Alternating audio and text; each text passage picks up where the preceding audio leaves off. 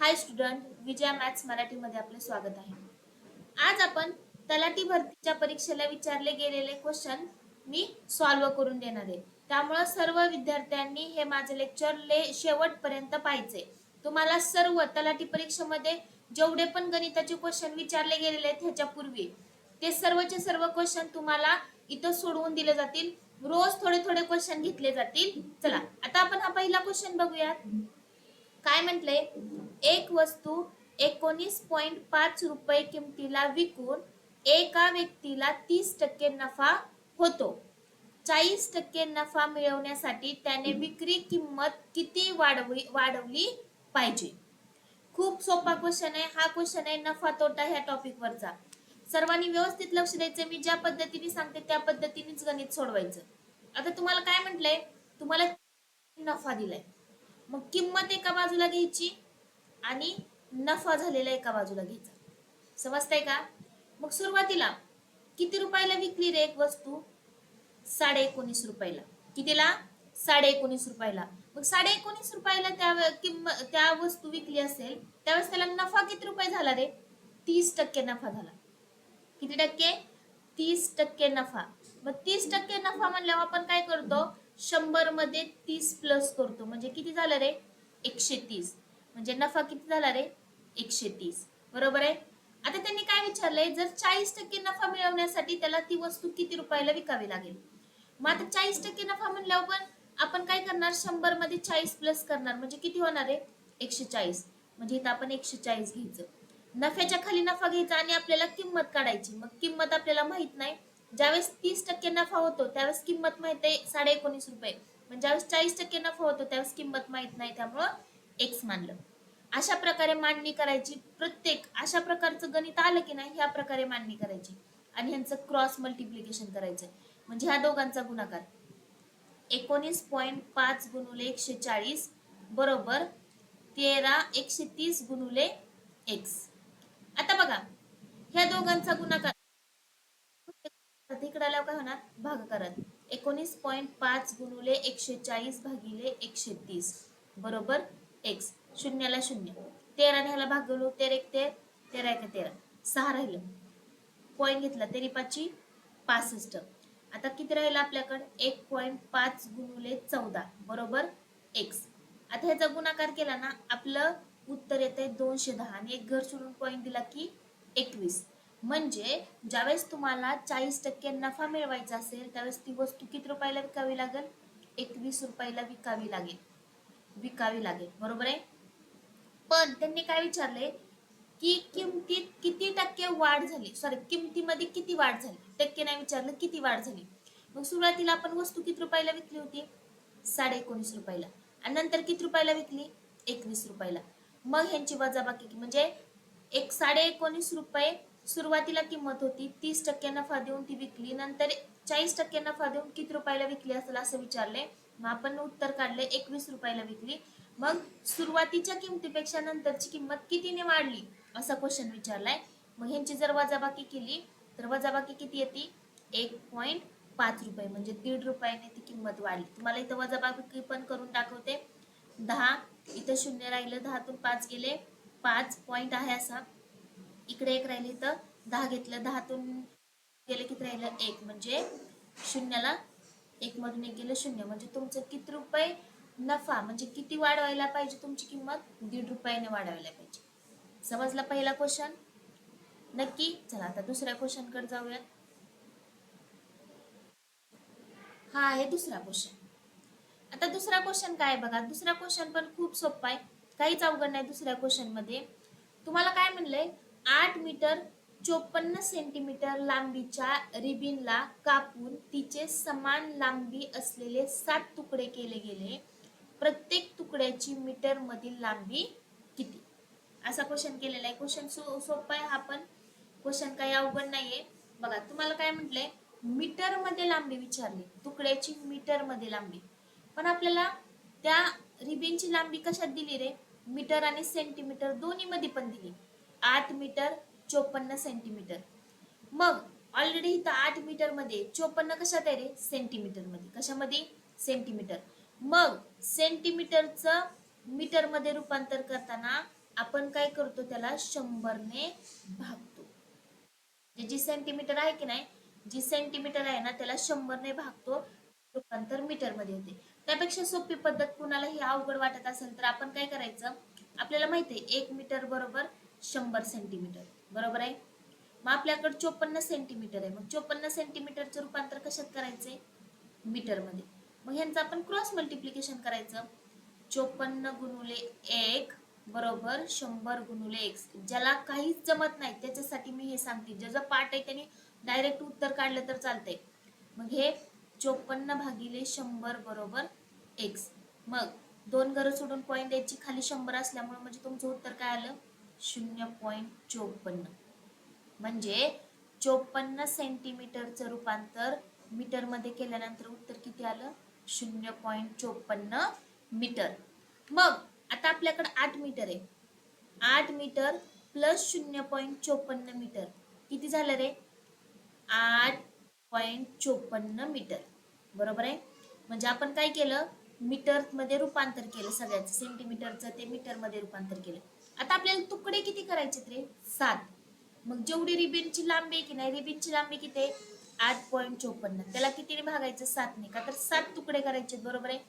7 एके 7 पॉइंट आहे असं, बरोबर. एक राहिलं 7 दुनी 14, एक राहिलं 7 दुनी 14, म्हणजे आपल्या रिबिनची प्रत्येक तुकड्याची लांबी किती येईल रे, 1.22 मीटर. Option number 3. समजतंय का, काही नाही, मी जी सांगितलंय ना का मीटरचं सेंटीमीटर करताना कुणाला जर बेसिक गोष्ट जमत नसेल ना, लक्षात राहत नसेल ना, त्यांनी असं क्रॉस मल्टिप्लिकेशन करायचं. मीटरच्या खाली मीटर घ्यायचं, सेंटीमीटरच्या खाली सेंटीमीटर घ्यायचं, म्हणजे आपल्याला रिबनची प्रत्येक तुकड्याची लांबी 1.22 मीटर आली. आपल्याला कोणत्या एककामध्ये दिलंय आणि कशात विचारलंय हे महत्वाचं आहे. तुम्हाला इथं मीटर आणि सेंटीमीटर मध्ये दिले आणि तुम्हाला विचारताना मीटर मध्ये करा म्हणले, म्हणजे मीटर मध्ये किती, मीटर मध्ये तुम्हाला उत्तर काढायचे. त्यामुळं जे मीटर आहे ऑलरेडी ते मीटर मध्ये आहे असं ठेवायचं, जे सेंटीमीटर मध्ये आहे त्याचं रूपांतर कशात करायचं रे, मीटर मध्ये. समजलं, हा क्वेश्चन सोपा क्वेश्चन आहे. आता आपण पुढच्या क्वेश्चन कडे जाऊयात. चला, हा क्वेश्चन तर खूप सोपा आहे, पण ह्याच्यामध्ये विद्यार्थी का चुकतात, हा क्वेश्चन घेण्यामागचं माझं कारण काय आहे, तर हे क्वेश्चन भरपूर म्हणजे साधे साधे हे सिंपल सिंपल क्वेश्चन आपले चुकतात, का तर आपल्याला रूल माहित नसतात गणितातले. रूल माहित नसले ना तर आपल्याला 100% गणित चुकतं आणि सोपं सोपं गणित चुकतं आपलं. आता सर्वांनी लक्ष द्यायचं बघा, हे जे पदावलीचं गणित आहे ना, पदावली, आता जी मी गोष्ट सांगते ना ती गोष्ट डोक्यातच ठेवायची. पदावलीच्या बाबतीत पदावली सोडवताना ना एक गोष्ट लक्षात ठेवायची, हे वाक्य कंस भागू बेओ, भागू बेओ, ही वाक्य लक्षातच ठेवायचं. आता तुम्ही म्हणताल ही काय दिलंय मॅडम, पदावली सोडवताना हे मात्र असं अंडरलाईन, म्हणजे ज्यावेळेस पदावलीचा क्वेश्चन येईल त्यावेळेस इथं वर असं तुम्ही कंस भागू बेओ लिहिलं तरी काय अडचण नाही. आता याचा फुल फॉर्म काय, कंस म्हणजे कंस, म्हणजे आपण असा कंस घालतो ना त्याला कंस म्हटलेला आहे. भा म्हणजे भागाकार, भागाकार. नंतर गु म्हणजे गुणाकार, बे म्हणजे बेरीज, आणि व म्हणजे वजाबाकी, व म्हणजे वजाबाकी. बाळांनो, आपल्याला ज्यावेळेस आपण गणित सोडवतो की नाही पदावलीचं, त्यावेळेस सिरियलनी सोडवायचं. सिरियलनी म्हणजे ह्या ज्या क्रिया आहेत ना त्या क्रिया सिरियलनी सोडायच्या. आधी कंस बघायचा, नंतर भागाकार, नंतर गुणाकार, नंतर बेरीज आणि नंतर वजाबाकी. ह्या गोष्टी लक्षात ठेवायच्या. बघा काय म्हटलंय, आधी कंस सोडवायचा, कंस असेल तर नंतर भागाकार करायचा, नंतर गुणाकार करायचा, नंतर बेरीज आणि नंतर वजाबाकी. आता सर्व बघा गणित बघू आपण, गणित सोडू. आता इथं कंस नाहीये, कंस नाहीये, नंतर भागाकार आहे का, आहे भागाकार. भागाकार म्हणजे 12 आणि 4चा भागाकार. आपण गणित खाली घेऊयात, 13 वजा 12 भागिले 4 गुणुले 2. आता बघा आधी भागाकार करून घेऊ. 4 ने 12 ला भागलं, उत्तर किती आलं, 4 त्रिक 12 गुणुले 2, म्हणजे 4 ने 12 ला भागलं 3 उत्तर आलं. भागाकार झाला. परत काय बघायचा, गुणाकार आहे का, आहे. 13 वजा 3 दोन्ही 6, नंतर बेरीज आहे का बघायची आहे का नाही, वजाबाकी आहे का आहे. 13तून 6 गेले किती राहिले रे 7. म्हणजे तुमचं उत्तर किती आहे ऑप्शन नंबर 1. खूप महत्वाचं आहे बरं का. ही जी पदावली सोडवताना ही जी वाक्य आहे ना ती खूप महत्वाचं आहे. ह्यानुसारच पदावली सोडवायची. नाहीतर काय काय विद्यार्थी काय करतात माहिती का, सरळ आधी वजाबाकी करते, नंतर भागाकार, नंतर गुणाकार, असं तुमचं गणित 100% चुकतं. आणि ते पण ऑप्शन मध्ये उत्तर असतं कधी कधी. त्यामुळं तशी चुकूनही करायची नाही, ह्यानुसारच सोडवायची पदावली. तुमचं उत्तर किती ऑप्शन नंबर 1. समजलं. चला आता पुढच्या गणिताकडे जाऊयात. बघा हा पण क्वेश्चन सोपाच आहे, पण कधी, ज्यावेळेस तुमचा फॉर्म्युला पाठ असेल, म्हणजे तुमचं सूत्र पाठ असेल. का तर सरळ व्याजाचं गणित जर सूत्र पाठ असेल तरच तुम्हाला सुटतं. मग सरळ फॉर्म्युला काय, सरळ व्याज बरोबर मुद्दल गुणुले दर गुणुले वेळ भागिले 100. आता सर्वात महत्वाचं, आधी आपल्याला क्वेश्चन मध्ये काय काय दिले बघा. दर साल 5% दराने 3 वर्षासाठी 1,500 रुपयावरील सरळ व्याज किती. तुम्हाला सरळ व्याज विचारले, बरोबर आहे. हमखास जेवढे मी क्वेश्चन घेतलेत ना ह्याच्यावर हमखास क्वेश्चन असते, म्हणजे असते किमती बदलून. त्यामुळे ह्या क्वेश्चनचा सराव सगळ्यांनी ठेवा. बघा आता आपल्याला क्वेश्चन मध्ये काय दिलाय, दर दिलाय. दर किती दिलाय 5%. नंतर वेळ किती दिली 3 वर्ष. नंतर मुद्दल म्हणजे रक्कम किती दिली आपल्याला 1,500. किती दिली 1,500. आता सर्वांना जर फॉर्म्युला क्वेश्चन तुम्हाला एकदम विथिन सेकंदात सुटते. आपल्याकडे फॉर्म्युला आहे सरळ व्याज बरोबर समोरच लिहिलाय. सर्वांनी फॉर्म्युला मात्र पाठ करून ठेवायचा. मुद्दल गुणुले दर गुणुले वेळ भागिले 100. आता बघा बाळांनो, मुद्दल किती आपल्याकडे 1,500, दर किती आपल्याकडे 5%, वेळ किती आपल्याकडे 3 वर्ष भागिले 100. ह्या 2 शून्याला 2 शून्य गेलं. आता काय राहिलं 15 गुणुले 5 गुणुले 3. 15 पाची 75, 75 गुणुले 3, ह्यांचा गुणाकार येतो 225 रुपये. म्हणजे तुमचं सरळ व्याज किती आलं रे बाळांनो 225 रुपये. ऑप्शन नंबर किती आहे 4. 225 रुपये. बघा हा पण क्वेश्चन महत्वाचा आहे, फक्त तुम्हाला फॉर्म्युला लक्षात ठेवायचा आहे सरळ व्याजाचा. कधी कधी काय करतात माहितीये का, तुम्हाला व्याज देते, मुद्दल विचारते, काही विचारू शकते. फक्त फॉर्म्युला तुमचा पाठ असेल ना तर काही ह्यातलं विचारू द्या, काही देऊ द्या, तुम्ही सोडवू शकता. पुढच्या गणिताकडे जायचं. सगळी गणित बघा तलाठी परीक्षेला पडलेले आहेत, सर्व गणित मी 30 घेतलेली. आता हे गणित मात्र सर्वांनी एकदम बारकाईने लक्ष द्यायचं. बघा ह्या गणितात मात्र सर्वांनी बारकाईने लक्ष द्यायचं, का तर हे गणित खूप महत्वाचं आहे आणि हे गणित जरा थोडं डिफिकल्ट आहे, बरोबर आहे. जास्त पण नाहीये, काळजी करू नका. तुम्हाला मी सोप्या पद्धतीने शिकवणार आहे, फक्त व्यवस्थित लक्ष द्या. बघा क्वेश्चन काय बघा, 100 संत्री 350 किमतीने खरेदी केली, म्हणजे विकत घेतली, आणि ती सर्व 48 प्रति डझन दराने विकली. म्हणजे घेतली किती 100 संत्री घेतली आणि विकली किती डझन. म्हणजे त्यांनी दर पण दिलाय, 100 संत्री घेतली त्याचा दर 350 आहे, आणि ज्यावेळेस 48 प्रति डझनाने विकली त्यावेळेसचा दर दिलाय त्यांनी. आणि त्यांनी विचारले नफा किंवा तोट्याची टक्केवारी किती. आता सर्वात पहिल्यांदा खरेदी केलेली आपण काढू. खरेदी, आता खरेदी केली त्यांनी संत्री. संत्री किती खरेदी केली 100 संत्री. किती 100 संत्री. किती रुपयाला खरेदी केली तर 350 रुपयाला खरेदी केली, बरोबर आहे. आता आपल्याला 100 संत्र्याचं दिले आणि पुढं 12 संत्र्याचं दिले.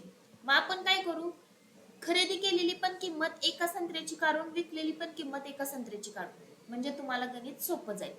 मग बघा एका संत्र्याची किंमत आपल्याला काढायची, एक संत्र्याची खरेदी किंमत काढायची. खरेदी किंमत काढतोय आपण. मग 100 संत्री, 100 संत्री किती रुपयाला रे 350 रुपयाला. मग 350 ला जर आपण 100 ने भागलं का तर आपल्याला 100 संत्र्याची किंमत 350 दिली. मग एका संत्र्याची जर काढायची असेल तर आपल्याला 100 ने भागावं लागेल. तर एका संत्र्याची किंमत किती आली रे 3.5 रुपये. किती आली 3.5 रुपये. म्हणजे एका संत्र्याची किंमत आपल्याला मिळाली 3.5 रुपये खरेदी किंमत. आता आपण किती रुपये विकलेत ती काढू, विक्री किंमत काढू. विक्री किंमत. आता बघा लक्ष द्या, विक्री किंमत आता आपल्याला काय सांगितलंय, ती सर्व 48 प्रति डझन दराने विकली. म्हणजे डझन म्हणजे किती रे, 12 संत्री. किती संत्री, 12. मग 12 संत्री किती रुपयाला विकली रे, विकली 48 रुपयाला. किती रुपयाला, 48 रुपयाला. आता आपण इथं पण काय करायचं माहितीये का, एका संत्र्याचीच किंमत काढायची. एका संत्र्याची किंमत आपण कशी काढू शकतो, आपल्याकडे 48 रुपयाला किती डझन घेतले तरी 1 डझन म्हणजे 12 संत्री. मग एका संत्र्याची किंमत काढायची असेल तर 48 ला कितीने भागावं लागेल, 12 ने. 12 के 12, 12 चौक 48. म्हणजे एका संत्र्याची विक्री किंमत किती मिळाली रे, 4 रुपये. किती मिळाली, 4 रुपये. आपण काय केलं माहितीये का, एका संत्र्याची खरेदी किंमत काढली. किती काढली खरेदी किंमत, 3.5 रुपये. आणि एका संत्र्याची आपण विक्री किंमत पण काढली. किती काढली रे, 4 रुपये. किती काढली, 4. म्हणजे आपल्याला खरेदी किंमत एका संत्र्याची भेटली, किती रुपये भेटली, 3.5 रुपये. आणि विक्री किंमत किती भेटली एका संत्र्याची, 4 रुपये. किती रुपये, 4 रुपये. आता बाळांनो, तुम्ही ह्याच्यावरनं समजून घेऊ शकता की नफा झालाय का तोटा. जर विक्री किंमत तर नफा असतो. काय असतो, नफा. नफा किती रुपये झालाय ते आपण काढू. नफा बरोबर विक्री वजा खरेदी. मग विक्री किती किंमत किती आहे, 4 रुपये. खरेदी किंमत किती आहे, 3.5 रुपये. आपण एका संत्र्याबद्दलच बोलतोय बरं का.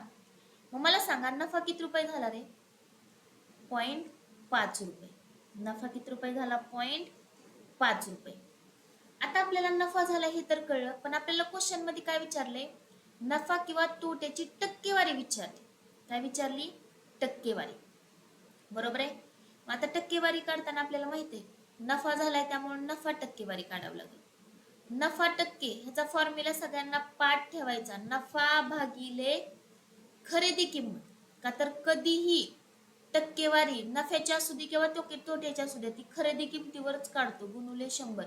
समजा इथं तोटा जर टक्के काढायचा असेल तर इथं तोटा येईल आणि खाली खरेदी किंमतच येईल. तिथं विक्री येणार नाही, खरेदीच येणार. नफा किती रुपये झालाय, 0.5 रुपये.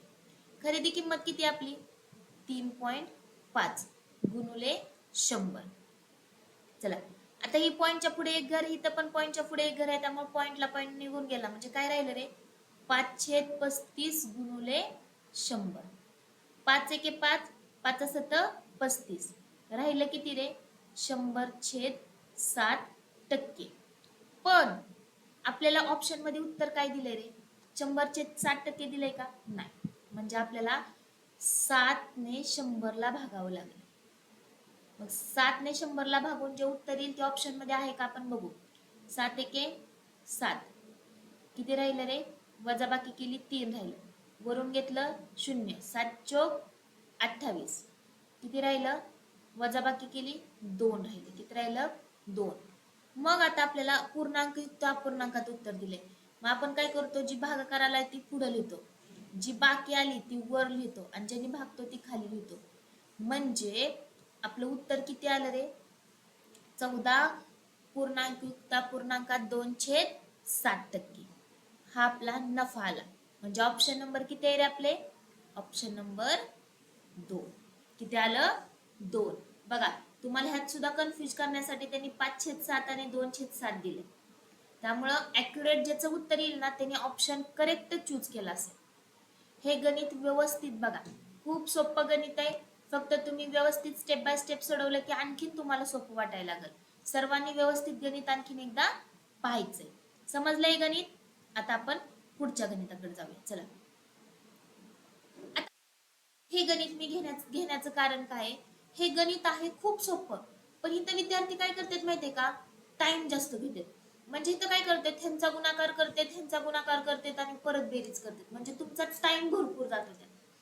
हे टाइम कंझ्युम करण्याचं गणित, म्हणजे तुम्ही कमीत कमी टाइम मध्ये कसं गणित सोडवू शकता हे पाहिजे स्पर्धा परीक्षेमध्ये.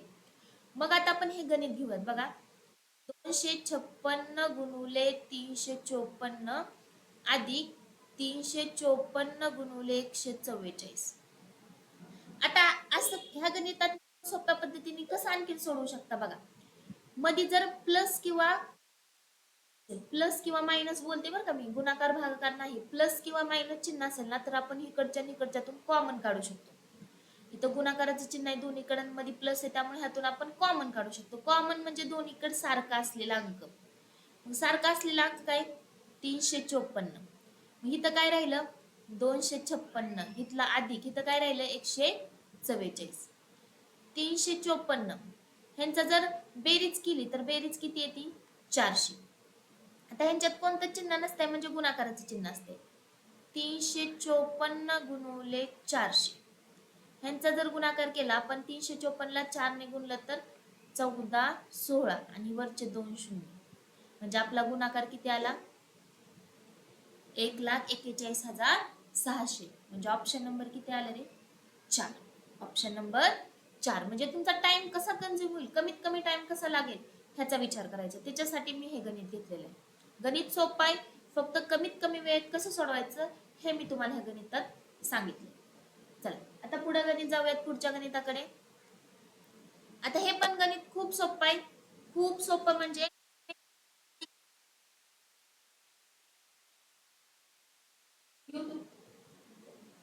युट्यूब चॅनेलला हे पण मी गणित टाकलेलं आहे बघा. सरळ व्याजाच्या वार्षिक किती टक्के दराने एक रक्कम 8 वर्षात तिच्या स्वतःच्या दुप्पट होईल. आता बघा काय म्हटलेलं आहे, मी सांगणार आहे, अवघडात अजिबात तुम्ही पण जायचं नाही, मी पण जात नाही. तुम्हाला मी खूप सोप्या पद्धतीने शॉर्ट ट्रिक सांगणार आहे ह्या गणिताची. जर क्वेश्चन मध्ये दुप्पट तिप्पट असं जर आलं, आता इथं दुप्पट आले, दुप्पट दुप्पट जर आलं ना तर 200 घ्यायचं. किती घ्यायचं, 200. तिप्पट आलं तर 300, चौपट आलं तर 400, पाचपट आलं तर 500. आणि कंपल्सरी त्यातून 100 मायनस करायचं प्रत्येक वेळेस. प्रत्येक वेळेस किती मायनस करायचं, 100. मग 200 मधून 100 गेले, 100 आले. आणि क्वेश्चन मध्ये तुम्हाला दर देऊ द्या किंवा वर्ष देऊ द्या, आता इथं वर्ष दिलंय 8 वर्ष, मग जी दिलंय ना त्याने भागायचं. जर इथं दर दिला असेल तर दराने भागायचं.